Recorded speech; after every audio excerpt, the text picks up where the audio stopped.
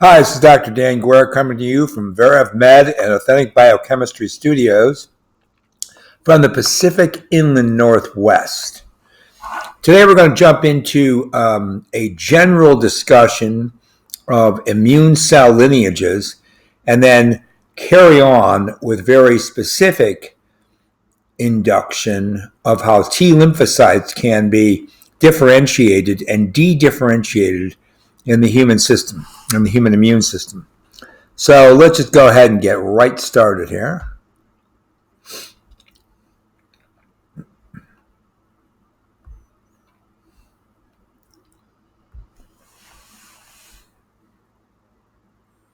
All right. So I'm Dr. Daniel J. Guerra, and I am the co-founder and owner of Med, as well as Authentic Biochemistry, which is a podcast. These are free lectures. I've been doing them now for a couple of years. And of course, I don't just work for free. I also can be hired to work with you to examine, vet, and ultimately to verify published research in given topics of biomedicine, including biochemistry, particularly lipid biochemistry, which is my exact specialty, but biochemistry in general, including pathways and interactions and signal transduction cascades, as well as molecular biology, which under that umbrella I include molecular genetics, general genetics, developmental biology, as well as immunology, which is what I'm going to be talking about today. So physiology, biochemistry, biomedicine is what we do.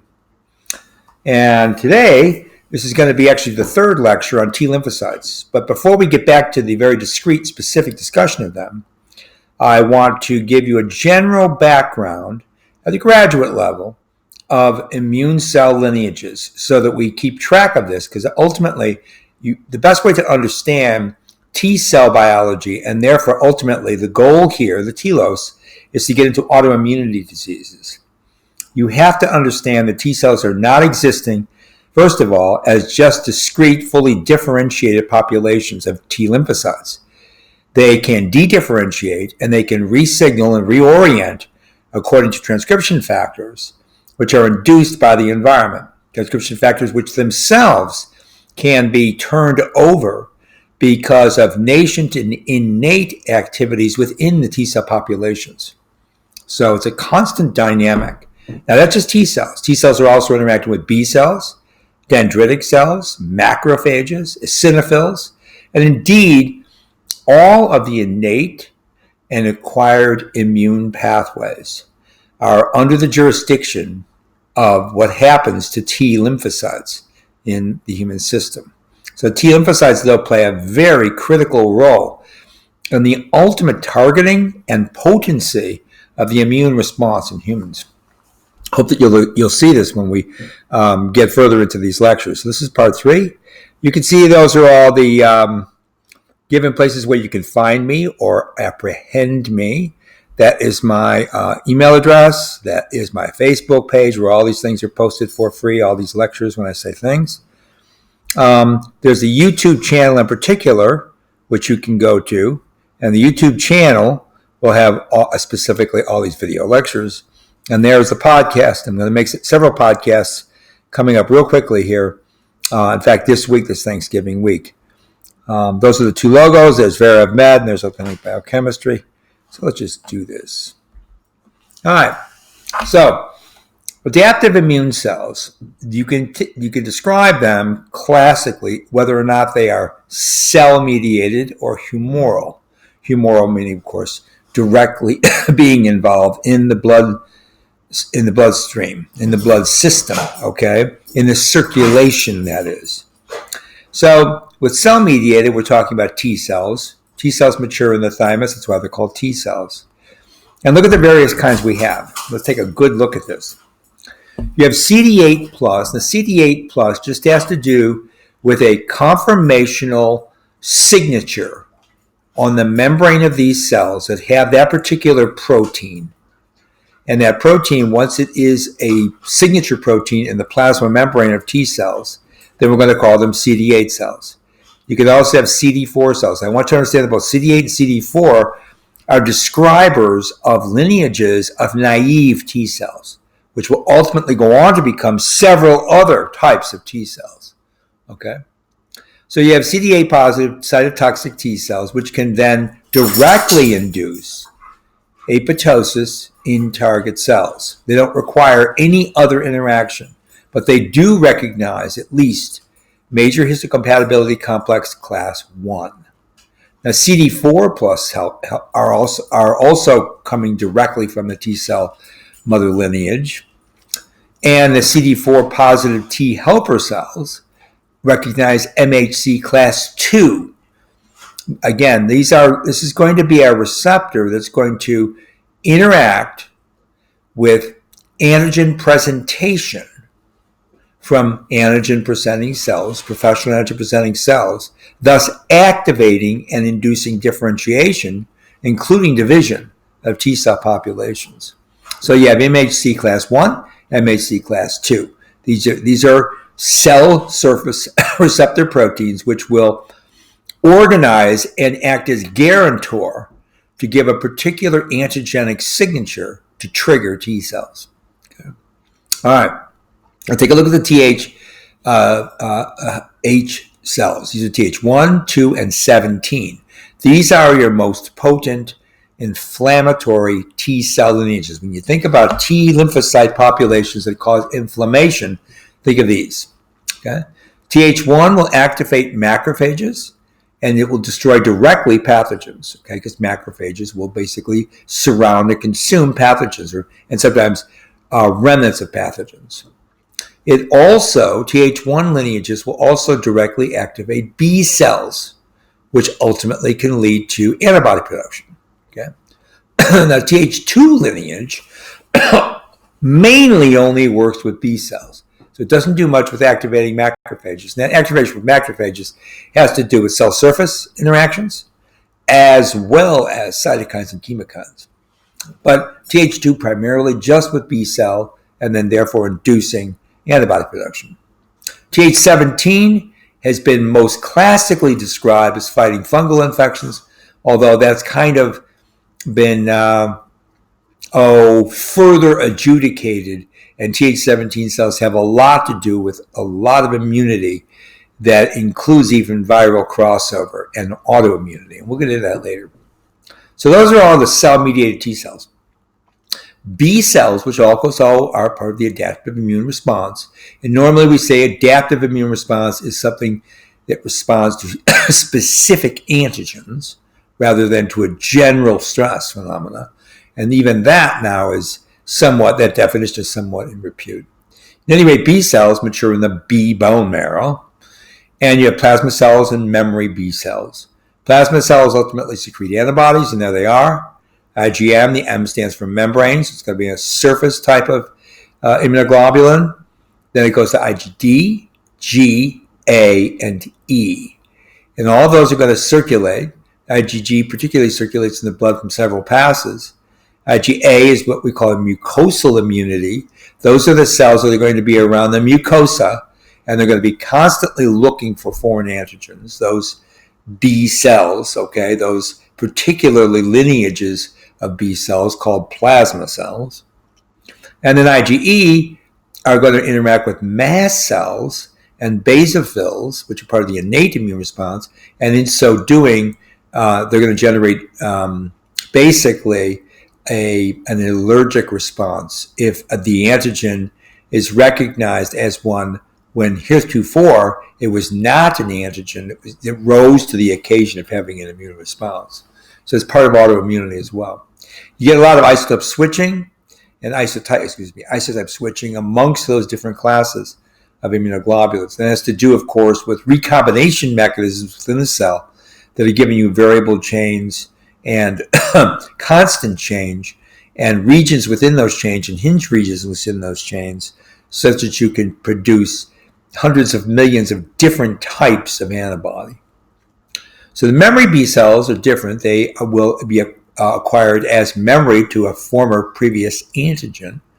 So they produce plasma cells that directly secrete IgG, and their only involved in the secondary exposure of antigens. So once you've seen that antigen, like for example, you've been immunized, for example, against the influenza virus, the current one out here in 2019, which now you can get immunized in places like grocery stores and clinics, of course. That memory of that immunization, that's going to be triggering this memory B cell population later on down the line if the flu bug happens to be in your immediate area and you acquire the virus. Okay. All right. So it's kind of a general discussion there about what adaptive immune cell lineages look like. Let's go down the list here. Now, I'm going to go back higher up the hierarchy so that you understand where all these cells fit in. The original cell lineage comes from what's called a hemocytoblast. Hemocytoblast will give rise to proerythroblasts. Proerythroblasts will give rise to polychromatic erythroblasts, which ultimately will become erythrocytes in the blood.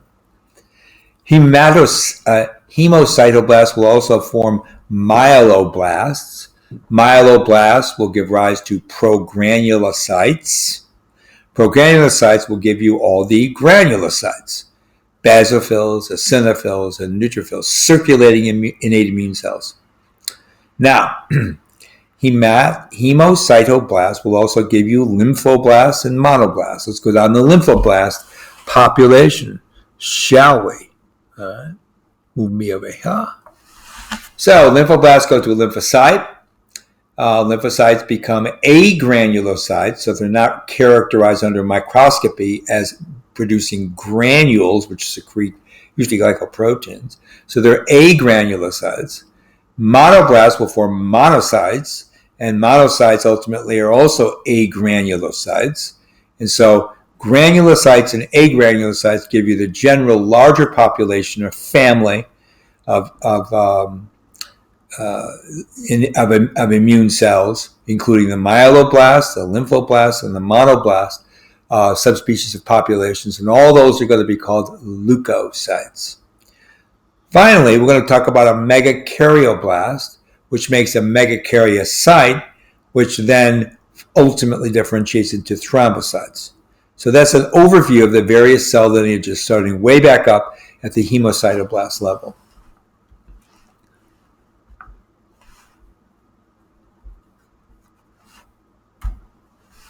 So the immune system has an innate and an adaptive response. Innate is sometimes called primary line of defense. It's usually called nonspecific, although this particular definition has been reworked quite often and quite more differentiated in the definition itself. So you have the innate immune response, which includes cellular components, humoral components. We just kind of were looking at that. And also the adaptive response, which is usually considered specific to a specific antigen, right? Sometimes an autoantigen. It's a secondary line of defense. It's usually turned on a little bit later, although memory cells are notable exceptions, as are cytotoxic T lymphocytes. They're considered, they play a protective role, and as we saw about the plasma cells making that IgG, sometimes they are only turned on if they're memory cells after re-exposure to an antigen, like for example after an immunization. And again, there are cellular and humoral components of that process, which we just went into. So let's put it back out again. The immune system includes all the myeloid lineages we just looked at, granulocytes and monocytes. The granulocytes include neutrophils, basophils, and eosinophils. The monocytes include macrophages, Kupffer cells, and dendritic cells. Okay, Kupffer cells are organ specific. Dendritic cells do circulate, and they also can be about. Not only do they do their own destruction of foreign antigens, they also present antigens. So the professional antigen, they're antigen presenting cells, and they interact specifically with the T cell receptor. Lymphoid cells we just went over. T lymphocytes include helper, suppressor. Now they're called regulatory or Treg cells. And then, of course, the cytotoxic T lymphocytes, which we'll get into later. B cells give rise to plasma cells. And then there are also this other lineage that we talked about in previous VerifMed lectures called natural killer NK cells. Those usually don't require any further notification to kill damaged or diseased cells. They'll do it outright. Okay? All right. So it's in the bone marrow. Then you have this myeloid stem cell, or you have this lymphoid stem cell. Myeloid stem cell is going to then give you things like erythrocytes, platelets, neutrophils, macrophages, as I said. From the bone marrow, you also get the lymphoid stem cell lineages. If you go down the initial pathway right here, you're going to see you make a pre-T cell. Pre-T cell can go into the thymus and can be educated into CD4 positive, CD8 positive, or it can go directly into making natural killer cells. Okay, again, require no other modification. They're out there in surveillance mode. So you also have a pre-B cell leading to a B cell leading to a plasma cell, which makes ultimately antibodies like IgG. Within the thymus then, because these are T cells, you make the CD4, CD8 population. Remember, those are considered to be naive T cells.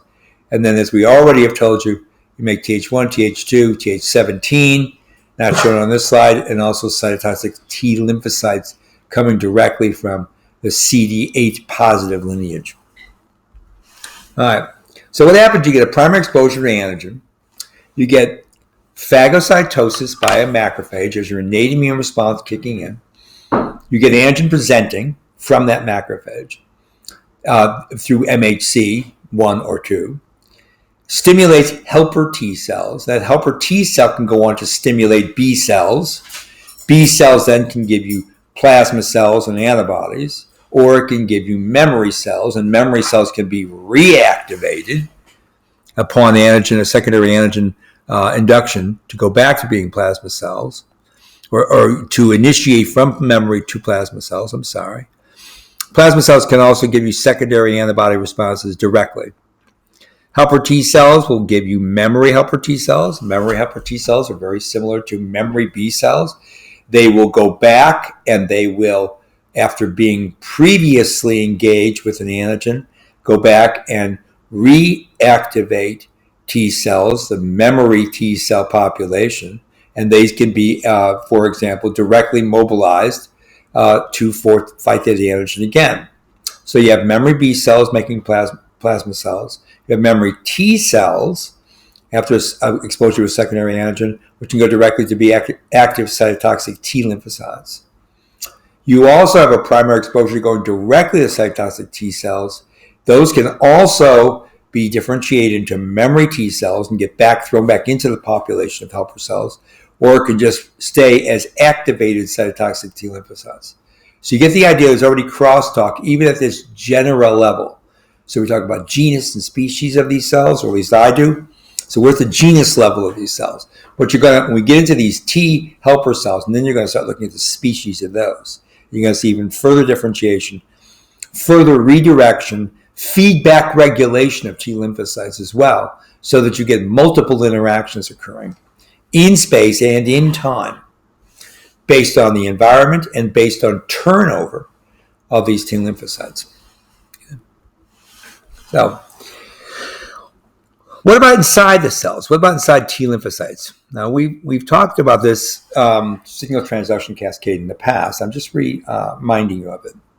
So you have something called the JAK-STAT pathway in T lymphocytes.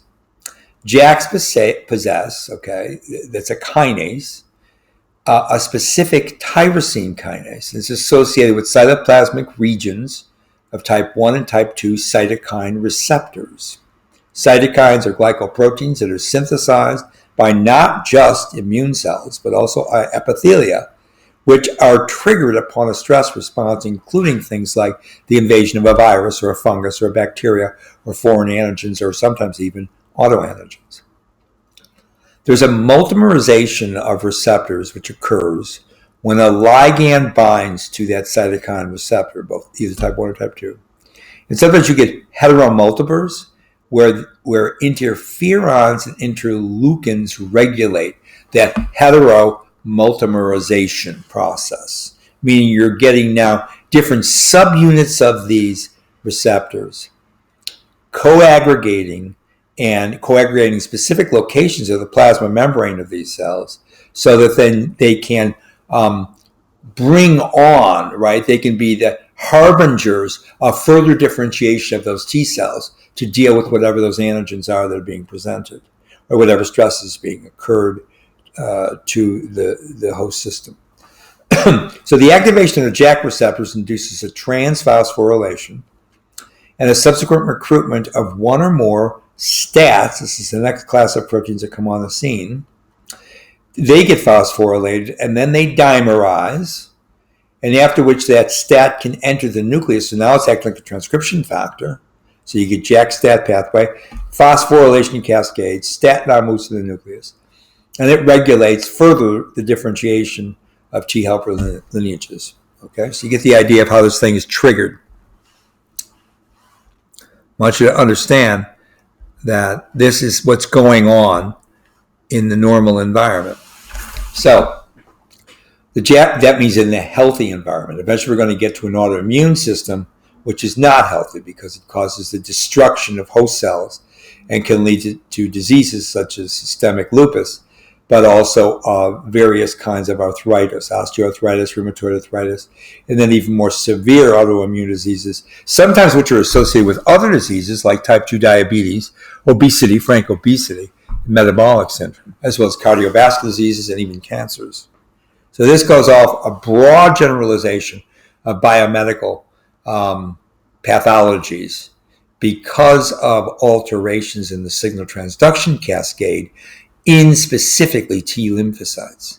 So you see the complexity as well as you see the potency of T lymphocytes in regulating all of this from the beginning to the end once the innate immune cell lineages are induced. So the JAK-STAT regulates Th cells via two general mechanisms, canonical and non-canonical. Canonical is activated by receptor binding to the ligand and are inactivated by negative regulators. The negative regulators have names. These are just proteins. We've talked about them before, right here. But SOX and CHIPS are two regulatory proteins which are working intracellularly to modify the signal transduction in such a way that either you get feedback regulation and a tuning down of the activation of the TH lineage, or a differentiation from a Treg to a TH lineage, or an energization of TH cells, or a suppression of the T regulatory cells, thus amplifying the immune response directly from a T helper cell lineage. Okay, that's what that means. All right. So these regulators are negative regulators, and you also get an enlistment of signaling from other intracellular kinase pathways, such as the phosphatidylinositol 3 kinase pathway. Remember, phosphatidylinositol is basically what people call a polar head group. It's a sugar, a phosphorylated sugar, inositol, that plays the role of being a head group on phospholipids. Which ones? Things like phosphatidylcholine, phosphatidylserine, phosphatidylinositol, right? So from choline to serine, or from serine to choline, or from either monomethyl or dimethyl or trimethyl being the choline, phosphatidylcholine, you can swap out those head groups in the 3-carbon position on glycerol backbone of a glycerol phospholipid in the membrane, and you can put in an inositol phosphate. So that it doesn't necessarily need to be de novo synthesized using inositol phosphate. You can swap out those head groups, and that has to do with using various phospholipases.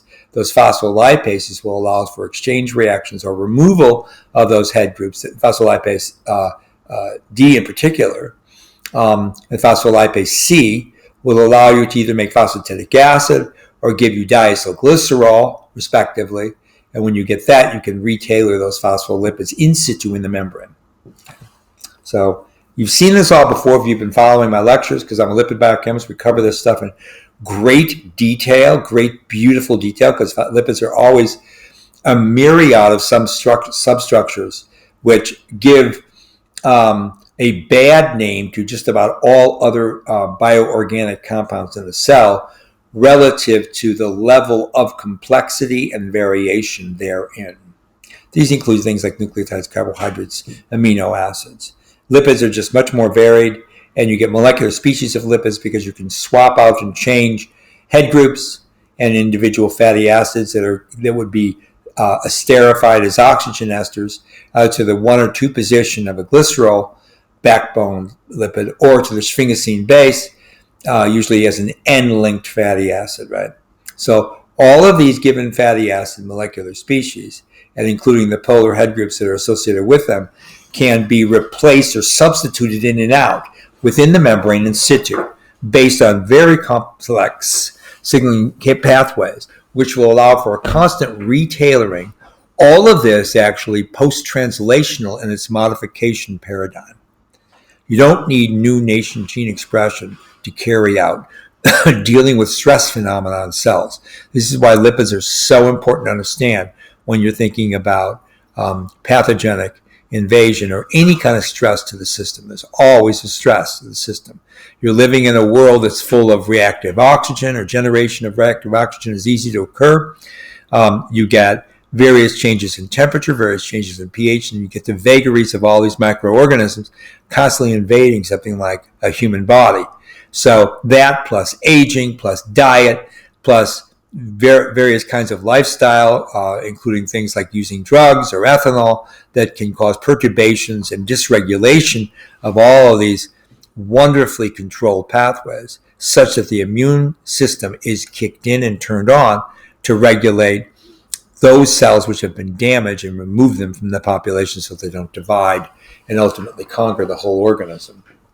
So that's a canonical pathway. And it includes that phosphatidylinositol kinase, or PI3 kinase. You also have another kinase, a mitogen activated kinase, MAP kinase, and you have an ERK called extracellular receptor kinase. So you've got PI3 kinases, MAP kinases, and ERK kinases. All of those are functioning downstream as signaling phenomenon once you bind to the receptor that turns on the JAK-STAT pathway, and then being co-regulated by SOX and CHIPs. The non-canonical pathway, you get unphosphorylated STAT proteins, and they're localized on the heterochromatin directly in the nucleus and associated with specific proteins that will contribute to the maintenance of the heterochromatin state. Now remember, I'm going to remind you about heterochromatin. Heterochromatin rather than euchromatin is usually considered chromatin that is not biologically active. Remember that chromatin has to do with the nucleosomal complex of DNA bound to histones, so that DNA, a double-stranded DNA that's wound together by the octet of histones, ultimately has to be unwound. Single-stranded forms of the DNA have to be made available for things like RNA polymerase II to come along to make transcripts. But the same kind of process has to occur, but with different kinds of intermediaries and different kinds of biochemistry, to be able to replicate the genome, as well as to recombine or repair the genome, right? So anytime you're getting involved in changing from heterochromatin to euchromatin, any of those major global biological processes will be allowed to enhance their productivity when you go from hetero to euchromatin. Now, going from hetero to euchromatin often has to do with alteration of the chromatin, either directly with cytosine residues, the carbon 5 atom on cytosine, in what are called CPG islands, often found in enhancer promoter regions of genes.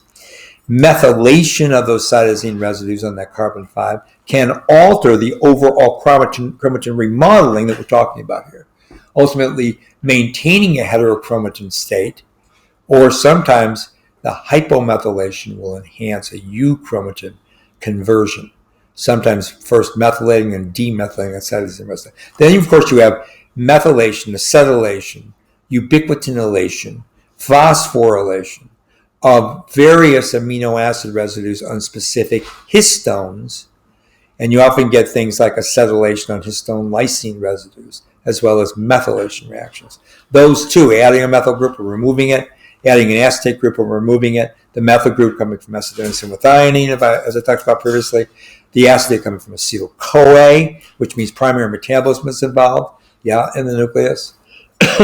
The availability of acetyl-CoA is going to be linked to the TCA cycle, pyruvate dehydrogenase, pyruvate carboxylase, because that's going to make OAA, and of course the activities of things like glycolysis or beta oxidation of fatty acids, or transamination reactions from amino acids going to alpha keto acids, making those carbon skeletons either be gluconeogenic or indeed synthesizing citrate so that you can then produce prenyl and acyl lipids.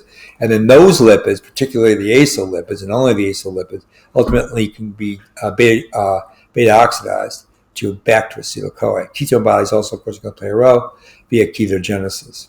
So you get the idea how even those substrates for acetylation and methylation of the chromatin, yielding euchromatin and therefore transcriptionally active chromatin, are all under the global regulation of metabolism, including bioenergetics.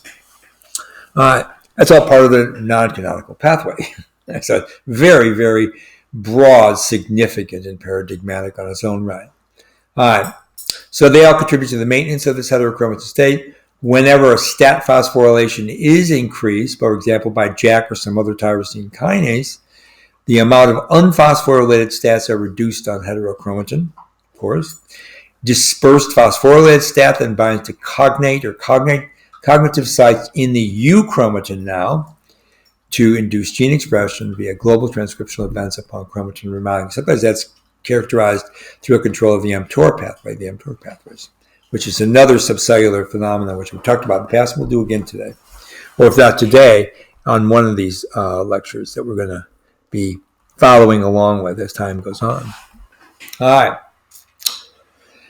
So details. CD4 plus TH cells differentiate into effector subsets 1, 2, and 17, as well as the regulatory T cells. That's 4 different subsets for CD4 plus TH cells, okay? T lineage cells. 3 of those are helpers, and 1 of them is a Treg, which is going to control the helper cell population.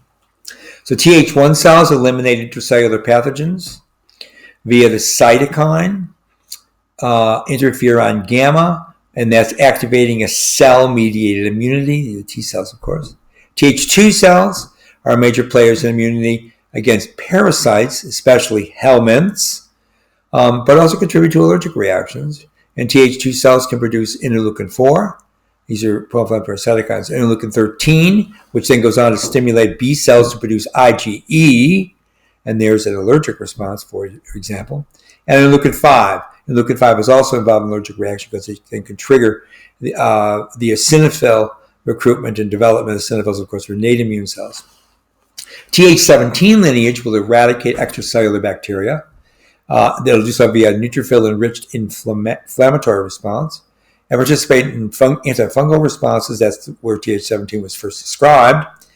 Th17 specific transcription factor is, of course, the retinoic acid-related orphan receptor gamma T for the T lymphocyte. So ROR gamma T is the actual receptor that Th17 cells utilize. Notice it has retinoic acid as one of the lipids that's necessary to combine to make a transcription factor, because indeed ROR gamma T is a transcription factor, so that you ultimately get the transcription of interleukin 17, hence giving the name of the Th lineage population, generating that pro-inflammatory cytokine, which is lots of other things besides inflammation. Treg cells regulate other T cell populations. They tune them all down. They regulate them. They make less inflammation in a very generic sense. They have subsets of all of those, the Th1, Th2, Th17, for example. And because they do that, they potentially suppress pathological immune responses, such as autoimmune responses. And they do so through their transcription factor. When I say their, I mean the Tregs. And the transcription factor of flavor in Treg cells is FOXP3. Okay? All right. So, I think we're going to stop here because we're running out of time, and I want to be able to get to the next phase of this discussion. And it's going to require that we shift gears and get into a very, very detailed discussion then about T cell lineages. And I want to do it, I want to start off next time by that, because once we get into T cell, once we get into the T cell lineages, then we can amplify our discussions to include ultimately what I want to do, which is to discuss the autoimmune response. Okay? So I want you to get the idea that's what we're ultimately leading to. So this is a short one today because I wanted to give you that kind of primer on the immune response. We didn't really even talk about the immune response except towards the end there with JAK-STAT pathways, a little bit about metabolism. But I wanted you to get an idea of where all these cell lineages arise from, so that when we start talking about how they interact, I want you to go back up, that next level up, and think about, well, where did those cells come from? Because you're going to need a certain population of things like eosinophils and neutrophils and macrophages and dendritic cells and T lymphocytes and B lymphocytes and cytotoxic T cells and natural killer cells. You got to have a certain population of those to mount an immune response, right? So you're going to have already a lot of those cell lineages differentiated. At the same time, while they can be divided upon antigen presentation and induction activation, remember too that cells can then be turned over. They can also be suppressed by T regulatory cells, and ultimately all those lineages can divide and multiply in great numbers to amplify many-fold geometric progression, a geometric spread, right? A binomial expansion of cell lineages. And when that gets out of whack, that's when you get an autoimmune response. And that's why it can be so dangerous to the system. Right? So I wanted you to get that last bit before I say adios to this. So, all right. So it looks like we only did about 30 minutes. And I'm really glad about that because that's what I wanted to finish off on. So let's get back to this little guy here. And what I want to say, like I always do at the end of every one of these episodes, is bye for now.